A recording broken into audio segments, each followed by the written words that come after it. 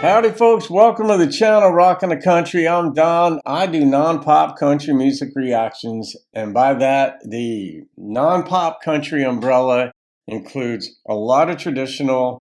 There's Western, I've got Cajun, I've got folk, and speaking of folk, that's what we've got here today. MontaukEd made a gift to the channel for me to do this one of Peter, Paul, and Mary's song, Blowin' in the Wind.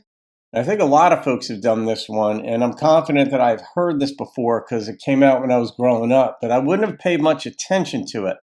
So when Ed made the gift to the channel for me to do it, I let him know, I'm like, this is going to be fun for me because, of course, I know the song on some level, but I never paid attention deeply to the lyrics. And that's a big part of the fun that I have here. So I'm going to put on my Montauk hat. This is a hat that Ed did not give me, but one of my surrogate girls gave it to me.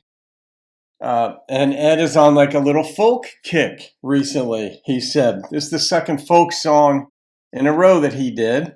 And the prior one was the New Christie Minstrels, Jimmy Grove and Barbara Allen. So this is the second folk song of Ed's. Thank you for this gift, Ed. And this is, they remastered this kind of recently.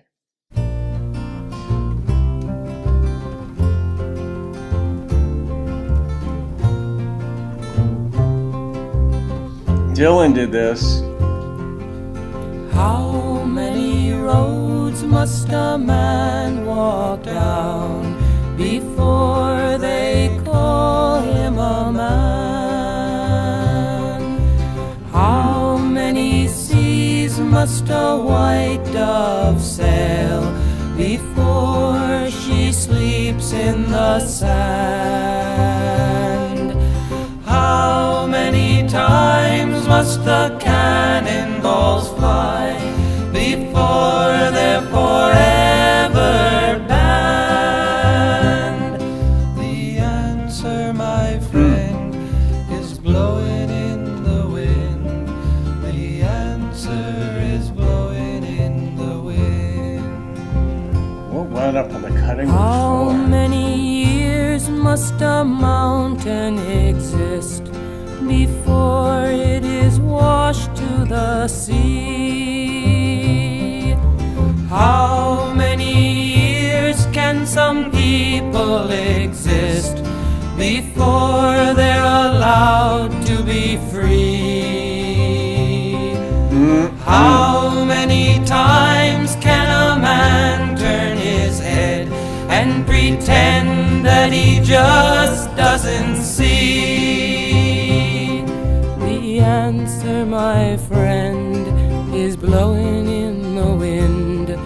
The answer is blowing in the wind. This has to be a Dylan song originally. How many times must a man look up before he can see the sky?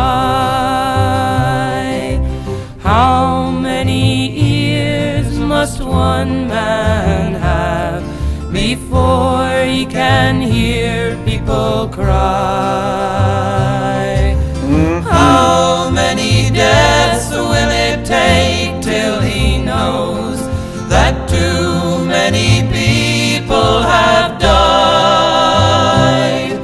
The answer, my friend, is blowing in the wind. The answer is blowing in the wind.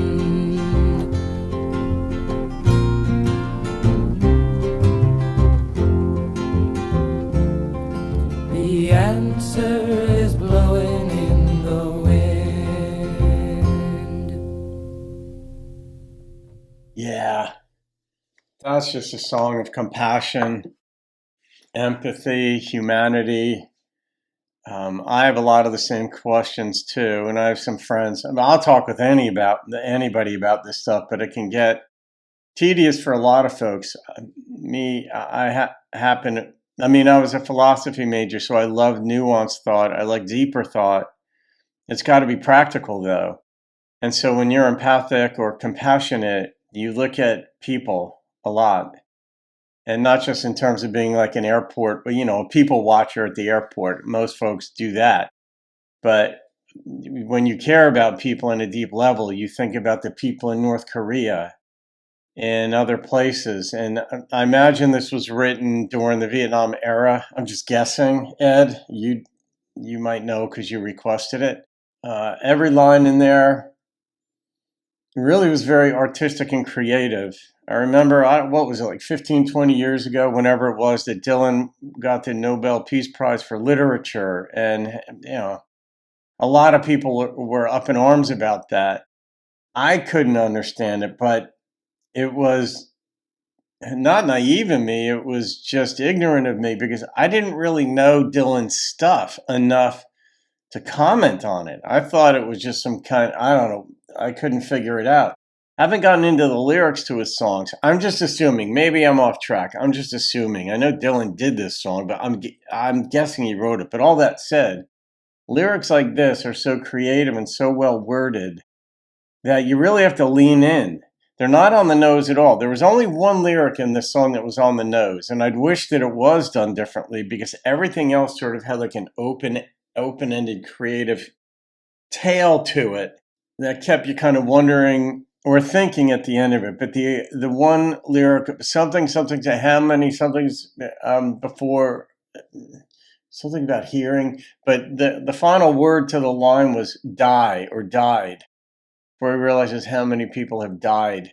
And I thought that was just, I don't have a problem with the subject of death or morbidity or macabre topics. I thought that was a little too on the nose because everything else had an expansive element to it. When the line was over, it continued. That one was just cut short. Death does that, I get that part, but everything else in it was just designed to elicit a certain measure of awareness that would itself lead to compassion. Now, compassion, I think, leads to awareness. That is the very nature of compassion, is being aware of other people. And then the generosity part of it is the actual giving to others of whatever, or being kind toward them. Certainly ahimsa, which is the Hindu principle of nonviolence. And in the song, they sang this. But, I mean, their harmonies were beautiful. And I don't know. I remember when, I think it was Aretha Franklin wanted to record John Lennon's song, Imagine. And she said she went into the studio like 50 times, and every time she sang it, she cried. She couldn't record the song because she would cry. I don't know if they had this experience. They eventually did get it done. But I told you, oh yeah, Ed, how right was I, Ed, when I told you this is going to be fun, because I never paid attention to the lyrics that closely, but I knew it was going to get me going. And anything that ties into humanity and kindness, thoughtfulness is going to get me going. Because it's true. I mean, there's a lot of suffering that's unnecessary. Mankind, our existence on planet Earth, is one of suffering. Because we're going to die one day. It's an inhospitable world. It's very difficult to be human. We're used to it, is that we don't know any other thing. But it's very difficult. We are going to die one day, but there's unnecessary suffering, and that we inflict on one another. But anyway, those are deeper philosophical discussions. Jesus, Ed. This might be a record for you. I don't know. This is, I don't think it's a record, but it's definitely tied for the record, because a lot of the requests you make spin me up, wind me up, and all that stuff. And I love it. I love it. It's life.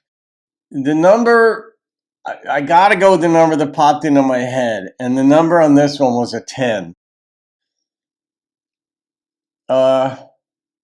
Yeah, every single line in this song could be expounded upon for at least 10 minutes, but maybe an hour or more. There you go. All right, guys, you can thank Mr. MontaukEd for that one. All right.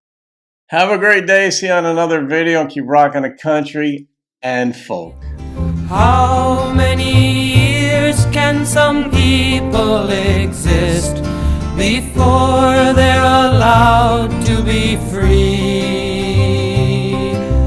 How many times can a man turn his head and pretend that he just doesn't see.